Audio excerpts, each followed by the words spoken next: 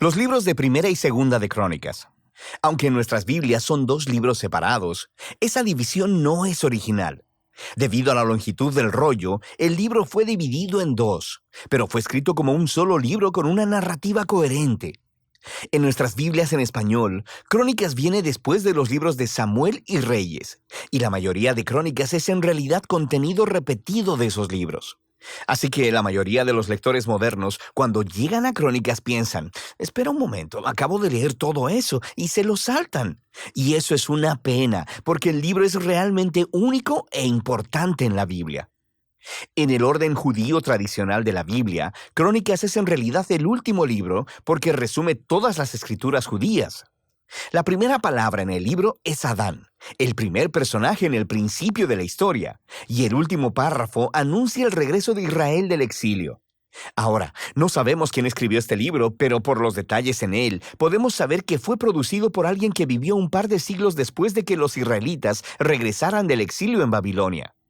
Ahora, para este autor, Jerusalén y el templo fueron reconstruidos hace algún tiempo, y sabemos por Esdras, Nehemías, que las cosas no andaban bien. La gran esperanza profética era que la ciudad y el templo fueran reconstruidos, que Dios viniera a morar entre su pueblo. El rey mesiánico vendría, y todas las naciones estarían bajo su gobierno pacífico, y nada de esto ha sucedido. Así que el autor de Crónicas ha reconfigurado estas historias de David y Salomón y los reyes del pasado para proveer un mensaje de esperanza para el futuro. Y vemos que él ha diseñado este libro para enfatizar dos temas evidentes. Primero, la esperanza del rey mesiánico venidero, y segundo, la esperanza de un nuevo templo. Profundicemos y verás estos temas a lo largo de todo el libro. Primera de Crónicas comienza con 9 capítulos de genealogías, largas listas de nombres, y las leerás y pensarás que esto es un poco aburrido, y puede que esto sea cierto para ti, pero en realidad son muy importantes. El autor está resumiendo la narrativa entera del Antiguo Testamento al nombrar a todos los personajes clave en las historias, y al hacerlo, él da forma a las genealogías para enfatizar dos linajes clave. Primero está la línea del rey mesiánico prometido, así que se dedica mucho espacio a trazar la línea de Judá que llevó hasta el rey David, a quien le fue dada la promesa mesiánica. Y luego de David, el autor traza la línea hasta sus días. La otra línea familiar que recibe mucha atención aquí es la del sacerdocio, los descendientes de Aarón, quienes, por supuesto, sirvieron en el templo.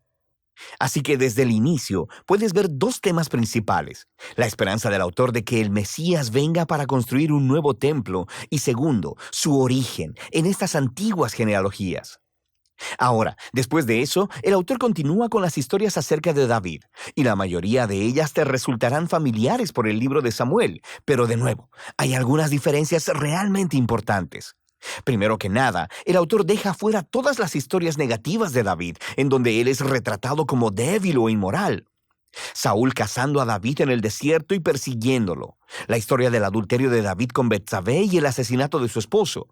Todo eso queda fuera. Y lo que queda son las historias que hacen ver a David como un buen hombre. Y no solo eso, también hay un material nuevo que no encontrarás en el libro de Samuel y que muestra a David desde una perspectiva muy positiva. Hay un gran bloque de capítulos donde David hace preparaciones para el templo. Él organiza los recursos y los constructores y los levitas y los coros. Y no solo eso, el autor también representa a David como una figura semejante a Moisés. Dios le da a David los planos para construir el templo, así como le dio a Moisés los planos para construir el tabernáculo. De manera que, ¿por qué todo este nuevo material acerca de David? El autor no está intentando cubrir las faltas de David.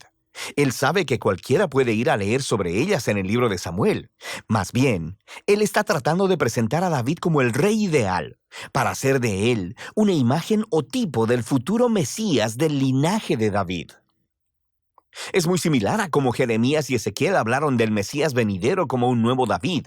Esto es más evidente en la manera en que el autor recuenta la historia de la promesa del pacto de Dios a David en Primera de Crónicas 17.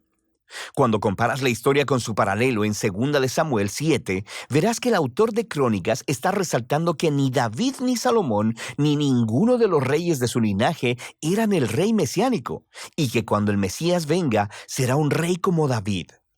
Así que para este autor, estas historias del pasado acerca de David son lo que sostienen su esperanza para el futuro. Después de que David muere, continuamos en Segunda de Crónicas, que se enfoca en los reyes que vivieron en Jerusalén. Y de nuevo, hay muchas cosas que coinciden con Primera y Segunda de Reyes, pero hay muchas diferencias clave. El autor ha dejado fuera todas las historias sobre los reyes de Israel del norte para enfocarse en el linaje de David. Y hay mucho nuevo material acerca de estos reyes del linaje de David.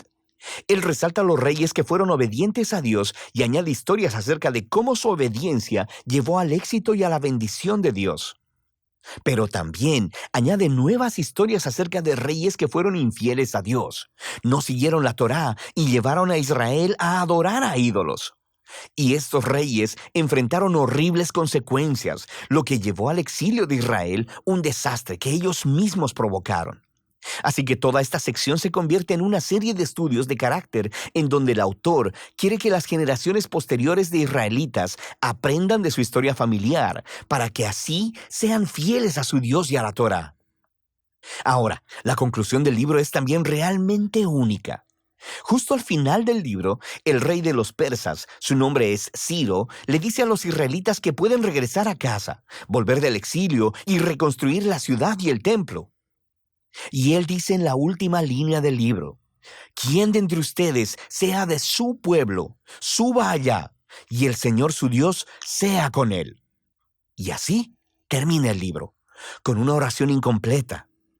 Ahora, por supuesto, el autor sabe acerca del primer regreso del exilio y de las historias de Esdras y de Nehemías, pero evidentemente, desde su perspectiva, las esperanzas proféticas de Israel no fueron cumplidas en esos eventos. Así que este final incompleto muestra que la esperanza del autor está puesta en otro regreso del exilio, cuando el Mesías finalmente vendrá a reconstruir el templo y restaurar al pueblo de Dios. Así que el libro de Crónicas, el último libro de las escrituras judías, termina apuntando hacia adelante. Llama al pueblo de Dios a mirar hacia atrás para mirar hacia adelante, porque el pasado se ha convertido en la fuente de esperanza para el futuro. Así que Crónicas concluye la historia del Antiguo Testamento como una historia que está buscando un final.